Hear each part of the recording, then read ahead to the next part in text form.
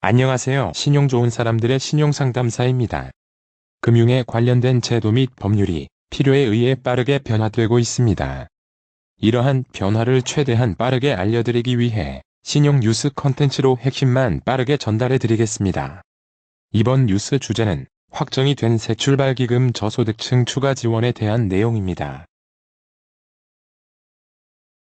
자영업자 비중은 여전히 높고 생계형 업종 중심으로 20대, 30대 중심 소상공인의 여건이 악화되어 자영업자 재기지원 필요성이 오히려 증대가 되었습니다. 도소매, 음식, 숙박 등 생계형 자영업자 수는 코로나 이후에도 큰 비중을 차지하고 있으며 특히 최근 창업한 20에서 30대 청년층 소상공인의 비중이 계속적으로 증가하고 있고 이들의 연매출은 5천만 원 미만으로 매우 어려운 상황입니다. 코로나 이후 오른 고금리가 아직까지도 지속되고 있고 가까운 시일 내 하락도 예상되지 않아 자영업자의 대출 연체율이 빠르게 상승 중입니다. 특히 청년층과 같은 취약차주 연체율은 전체 연체율보다 크게 높은 수준으로 새출발기금을 확대할 이유는 충분해 보입니다. 이에 정부는 자영업자 재기지원을 위해 추가적으로 새출발기금 지원 대상 확대, 저소득층 및 사회 취약계층 추가 감면 지원, 그리고 신속한 약정 체결 등을 하고 있습니다. 새출발기금 지원 확대 방안을 살펴보겠습니다.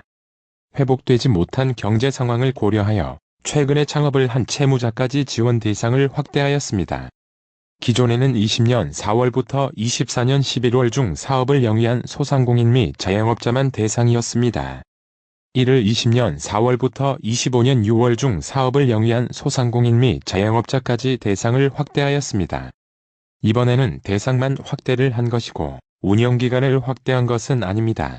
새출발기금 운영기간은 기존과 동일한 26년 12월 31일까지입니다.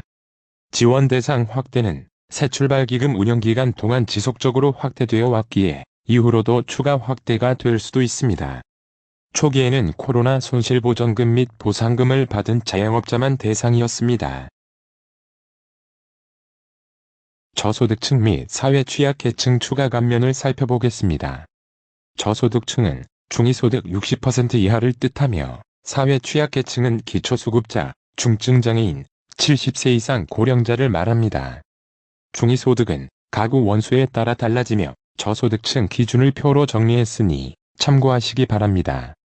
총 채무액 1억 원 이하인 저소득층 및 사회 취약계층의 부실차주에 추가 지원을 합니다.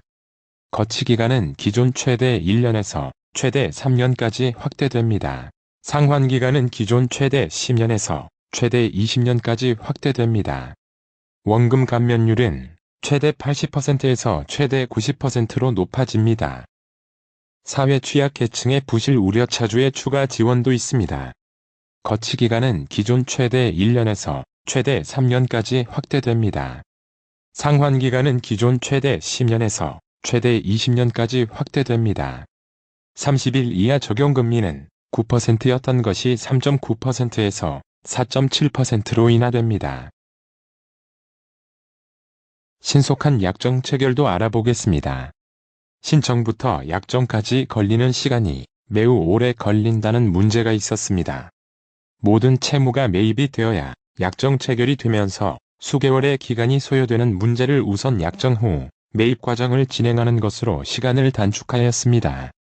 또한 부동의 채권의 매입 과정에서 시간 소요가 컸습니다.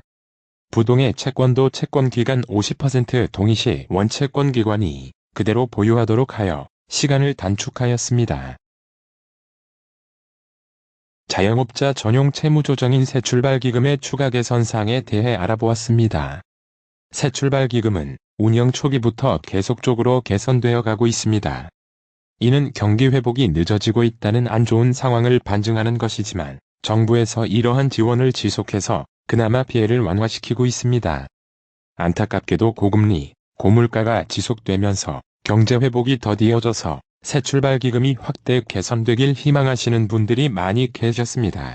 다행히 지원 대상을 넓혀 최근 창업한 자영업자에게도 지원을 할 수 있다는 점은 반가운 소식입니다.